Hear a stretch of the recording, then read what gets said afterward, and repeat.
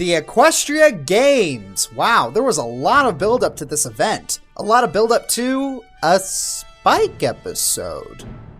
Huh. I've been seeing a lot of complaints that this episode was wasted potential to show off the events of the games for another Spike episode.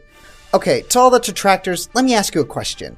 What were you expecting? Lightning Dust or Gilda to make a return? That would have been literary suicide, showing off the actual games. Okay, ignoring that we actually got that stuff, this is a show about relationships and characters, not fueling some fans' headcanons. Yes, the lore of the world is interesting, but that's not the main reason why this show is so great. I'll take an episode of great character development over fleshing out a world any day, and here, that happened.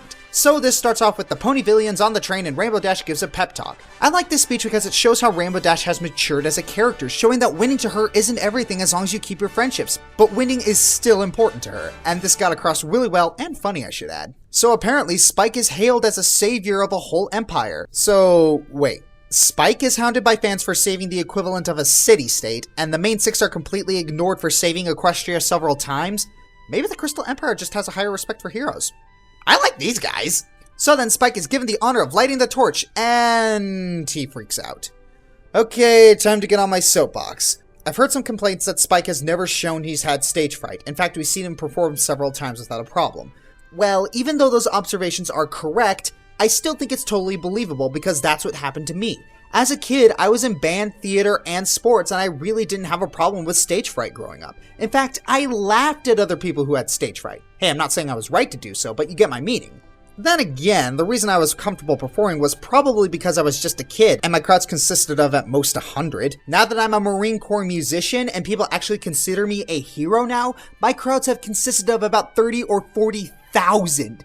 Yeah, temporarily forgetting a line in the importance of being earnest to a few families is a little less nerve-wracking than temporarily forgetting a note when in the Yankee Stadium or the Mercedes-Benz Superdome. Yeah, being thought of as a hero is great, but it also puts a ton of pressure on you because you're expected to represent. And with pressure comes higher potential to make mistakes you wouldn't normally make, which is totally believable here. Stage fright happens to the best of us. Sure, we get pep talks and months of preparation for our big performances, but once you actually get to the Veterans Festival and you realize the spotlight put on you, it dawns on you where you are. The thousands of people that showed up there consider you a hero, a representative. You see the face of that veteran in a wheelchair as his service song is playing, and the effort he goes through to try and stand up and deliver a salute. You will get nervous. You want to be perfect. You have to be perfect. Otherwise you feel like you let people down. You want to give them what you feel they deserve. Perfection. And when you make the tiniest screw up, you feel like you failed and it's hard to let it go. And this being shown here is pretty cathartic and relatable, at least to me. So Twilight, in an effort to save Spike, lights the fire herself. And Spike is convinced he can light fires with his mind. Well, I've heard weirder logical leaps, and yeah, I thought it was funny too, so I'll let it slide. At this point, I was thinking, please don't make this into another too nice to tell the truth makes someone do something they can't really do plot. But thank heavens it didn't. Twilight tells the truth and crushes Spike's spirits. Oh. Well, better they nip that in the bud before it got out of hand later. So security fields. They're an interesting concept. This also lends credence to the theory that spells can be placed for an effect, the technical term being ward spells or trap spells. So the race is on and Rainbow didn't win.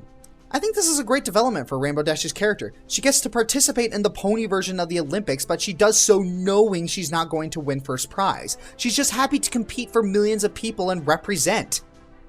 Jeez, Rainbow, that's pretty cool of you. Then Spike asks Harshwini about contributing something else to the games. As far as that goes, I relate to this too, as I'm also one of those people that feels the need to amend mistakes right after I make them. It's hard for me to accept failure, I'll admit it. So Spike tries to make himself out to be a hero and tries to sing the Cloudsdale national anthem. So, wait, cities have national anthems? How does that work? I know our cultures are different, but that still seems odd for a song normally meant to inspire allegiance and loyalty to a country, and something of cultural significance on a state level is being used for a city. So he bombs the song and, oh heavens, the cringe. I actually turned off the TV, I was so mortified.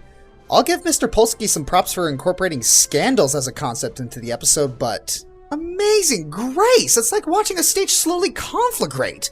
But I don't think this moment was unwarranted. I didn't turn the TV off because it was bad. I turned the TV off because I felt so bad for Spike and I didn't want to see him fail like that. I felt like turning the TV off would preserve some of his dignity, I don't know. Then Spike tries to pack up and leave. I totally relate. Once you embarrass yourself, even if no one noticed, you feel like you just want to curl up and fade into oblivion because, well, you noticed. It may not be a big deal to others, but it's a big deal to yourself. Sometimes you are your own worst critic.